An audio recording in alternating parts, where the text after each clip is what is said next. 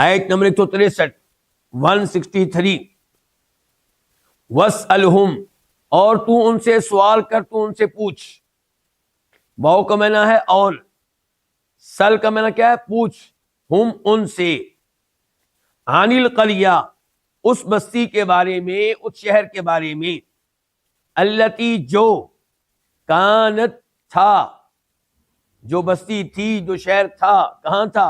حاضرۃ البحری، سمندر کے کنارے. حاضرہ کا معنی آپ کریں گے کنارے یا سامنے یا ساحل. سمندر کے ساحل پہ تھا، یا سمندر کے سامنے تھا، یا سمندر کے کنارے تھا، کوئی بھی لفظ آپ بول سکتے ہیں. عید، جب، یادونا، وہ حد سے تجاوز کر رہے تھے، فی السبتی، ہفتہ کے دن میں. السبت ہفتہ، جس کو آپ کی انگلش میں کیا کہتے ہیں جی؟ سیٹرڈے. عید، جب، تأتی، آتی تھیں، ہم، ان کے پاس، ہیتانہم، ان کی مچھلیاں. ہیتان مچھلیاں، ہم، ان کی. ہیتان جمع ہے، بعد ہوتا ہے ہوت. ہوت کہتے ہیں مچھلی کو، بڑی مچھلی کو. جب ان کے پاس آتی تھی ان کی مچھلیاں، یوم سبتہم، ان کے ہفتے والے دن. یوم دن، سبت ہفتہ، ہم، ان کے. شرعن، اس حال میں کہ سر اٹھائے ہوئے. مچھلیاں آتی تھی ہفتے کے دن سر اٹھائے ہوئے. شرعن جمع ہے شاریون کی. شاریون کا معنی کیا ہوگا؟ سر اٹھائے ہوئے، یا ظاہری طور پہ، یا کھلم کھلا.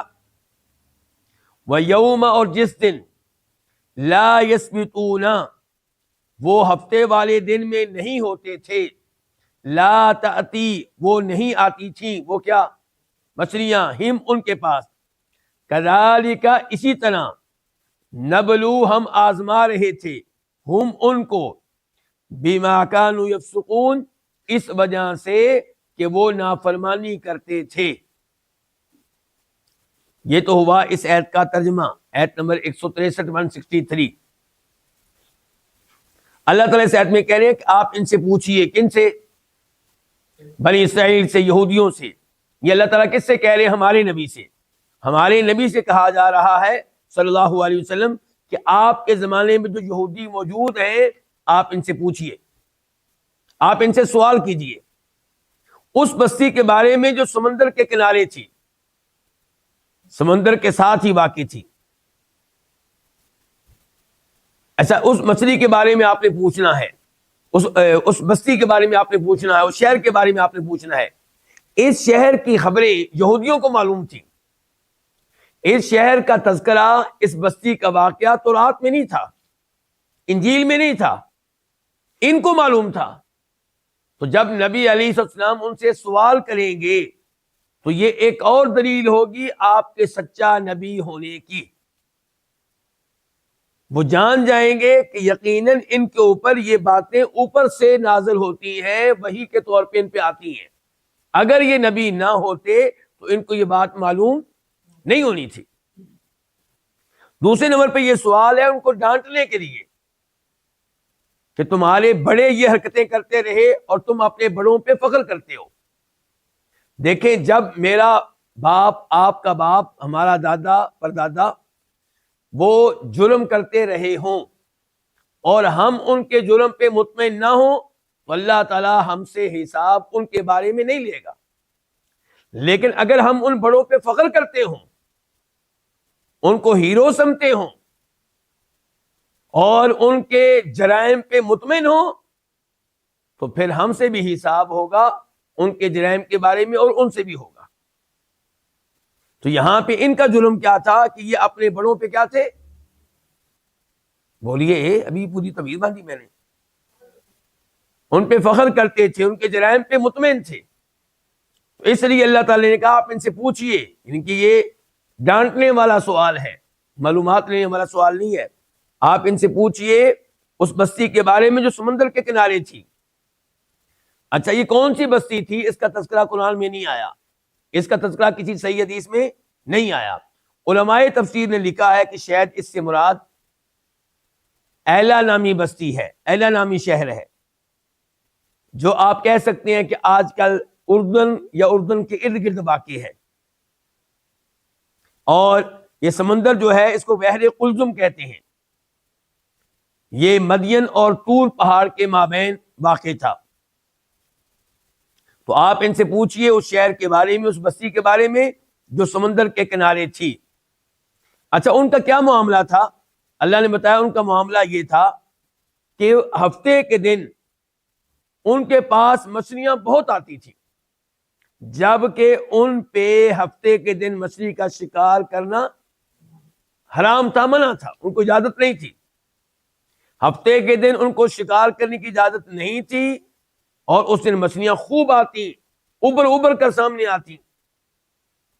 اور جب ہفتے کا دن گزر جاتا، مچھلی کا شکار ان کے لیے جائز ہو جاتا، اب مچھلیاں برائے نام ہوتی، اس طرح نہ ہوتی جس طرح ہفتے کے دن ہوتی۔ یہ کیا تھا؟ اللہ تعالیٰ کی طرف سے امتحان، آزمائش۔